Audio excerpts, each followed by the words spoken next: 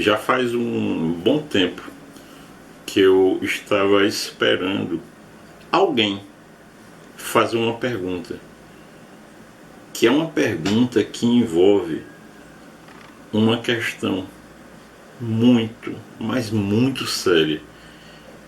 E infelizmente as pessoas não conseguem enxergar essa realidade porque lhes falta um pouco de sensibilidade e conhecimento para poder enxergar isso. Mas nessa semana que passou, finalmente alguém fez essa pergunta. E a pergunta foi sobre mágoa. E a pessoa perguntou se existia uma forma de autotratamento para trabalhar não só com a mágoa, mas com a energia de mágoa. Eu sou o professor Paulo Candé e eu estou aqui hoje para começar a te ensinar como você vai fazer para começar a tirar isso de você que as pessoas não sabem, mas é um peso muito maior do que alguém poderia supor. Vamos lá então. Logo no início eu queria dizer o seguinte: esse é um assunto que eu vou tratar de tal maneira que todo mundo vai conseguir entender. E mais do que isso, não só vai conseguir entender, como vai conseguir executar essas técnicas que eu vou ensinar aqui. Mas antes da gente começar essa parte, eu queria lhe pedir uma coisa: que no decorrer desse nosso vídeo você tivesse Ibishoshin. O que é isso? Isso é um termo em japonês que significa espírito de iniciante. Eu vou dar um exemplo para vocês entenderem o que é isso. Quando você começa um curso numa faculdade, você começa com aquele ânimo, aquela ânsia, aquela alegria, porque você está iniciando algo que você buscou e que até então é um mistério para você. À medida que o curso vai avançando, você vai perdendo esse ânimo, você vai ficando meio assim desanimado. Muitas vezes a pessoa desiste do curso. Ou seja, quando a pessoa inicia o curso, ela tem um espírito de iniciante que faz ela evoluir nesse processo de aprendizado. E quando ela de fato se entrega a esse processo de aprendizado plenamente até o final, então ela consegue se transformar. Ou seja, o espírito de iniciante que cada um deveria ter na sua vida, desde o início de todo o processo do Coronga.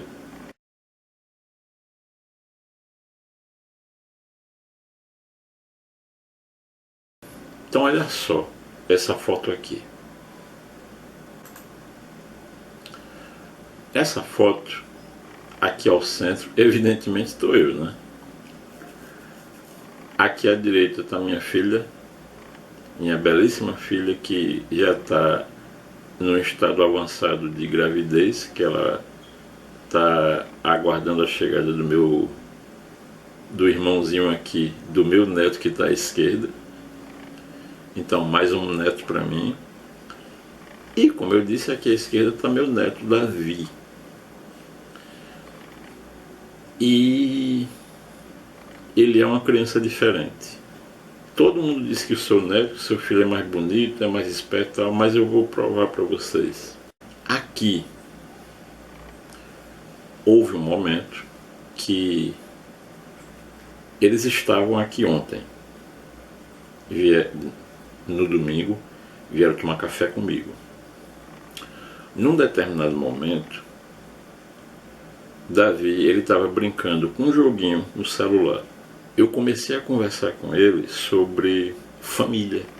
Estava ensinando para ele uma coisa muito importante sobre o futuro dele.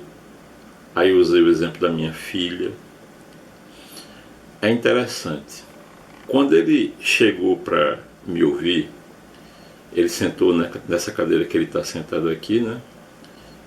Só que ele estava virado para cá, para frente, na direção aqui desse copinho amarelo dele, dos Minions. Quando eu comecei a falar, aí o que foi que ele fez? Ele largou o celular de lado, virou-se para mim, aí teve um momento que ele ficou assim, só prestando atenção em mim. Ele ficou parado nessa posição até eu terminar de falar. Vocês têm que concordar comigo que esse tipo de atitude é extremamente difícil de acontecer nos dias de hoje. Uma criança não só lhe respeitar, como lhe ouvir. Então eu queria começar a explicar sobre mágoa através dessa imagem. Essa é a imagem que de fato expressa o espírito de Bixoxim. Esse espírito de Bixoxim que o Davi teve comigo, o avô dele, até hoje eu tenho com meu pai, o Dr. Candé, de 86 anos de idade. Até hoje eu tenho essa atitude que o meu neto teve com meu pai. E é por isso que eu continuo aprendendo. Infelizmente as pessoas, elas com o passar do tempo vão... Então infelizmente, sabe o que é que está acontecendo? Hoje em dia, chega um momento em que o discípulo acha-se não só melhor, mas muito melhor que seu mestre. Eu nunca me achei melhor que o meu pai. E a mesma coisa o meu neto e a minha filha.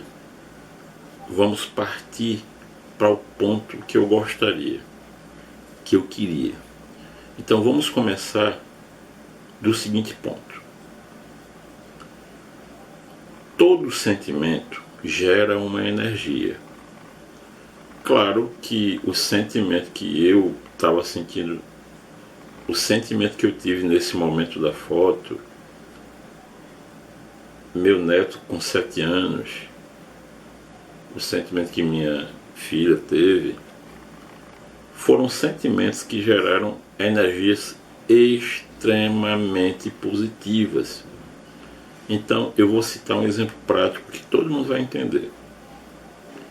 O sentimento de raiva no homem gera uma energia. O sentimento de raiva também gera uma energia na mulher. A diferença é que, só que tem uma diferença. A energia gerada por esse sentimento no homem vai produzir efeitos diferentes do que numa mulher. Então, por exemplo, o sentimento de raiva gera uma energia que tende a se coadunar com o estômago. Como é uma energia que não é boa, claro, a energia gerada por raiva nunca vai ser boa. Como a energia gerada pela raiva não é uma energia boa, ela vai gerar um efeito negativo. Ela não se coaduna com o estômago. Então, quando essa energia começa a agir no estômago, vai produzir no homem o quê? Por exemplo, gastrite. Entender o raciocínio? Então vamos agora para a mágoa. Agora, a diferença da mágoa para a raiva é o seguinte. Muitas vezes você sente a raiva agora, no dia seguinte já passou. Uma hora depois, um dia depois, já passou essa raiva. O problema é que a mágoa muitas vezes acompanha a vida, acompanha a pessoa por uma vida. Ou seja, a energia de mágoa é um negócio muito mais complicado. Porque a energia de mágoa é uma energia que gera coisas muito piores do que a energia de raiva. Ou seja, como eu disse no início, energia gerada pela mágoa é uma coisa muito séria e pesada. E a gente tem que dar muita importância a isso. Cada energia se coaduna ou com um órgão ou com uma víscera do nosso corpo. Especificamente, a energia gerada pela mágoa se coaduna com os pulmões. Você conhece aquela pessoa que vive gripando? Com toda certeza, o tanque dos pulmões dessa pessoa, com toda certeza, devem sempre estar cheios. O meu primeiro conselho a você: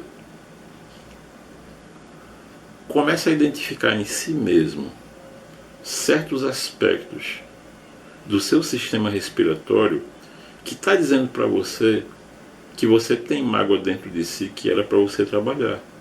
A gente precisa entender o seguinte, que a energia de mágoa, ela é um negócio tão ruim, tão maléfico, que o Huan Tinejing, que é o mais antigo escrito sobre saúde da humanidade, o qual, quando a gente inicia um curso de acupuntura, nós sempre começamos o estudo por ele. Então, o Huan Tinejing, há mais de 5.000 anos atrás, ele já dizia o seguinte, que a energia gerada pela mágoa acumulada nos pulmões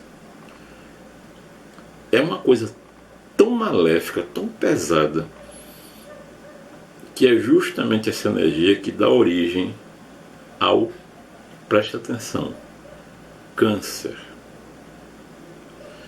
É uma coisa que o pessoal tem tanto medo que até mesmo esse termo que eu acabei de citar, as pessoas têm medo de falar. Aí dizem o que? CA. Nesse momento, alguém pode fazer a seguinte indagação, mas espera aí, e uma criança que já nasceu com câncer? Já aconteceu de uma pessoa no consultório me fazer essa indagação.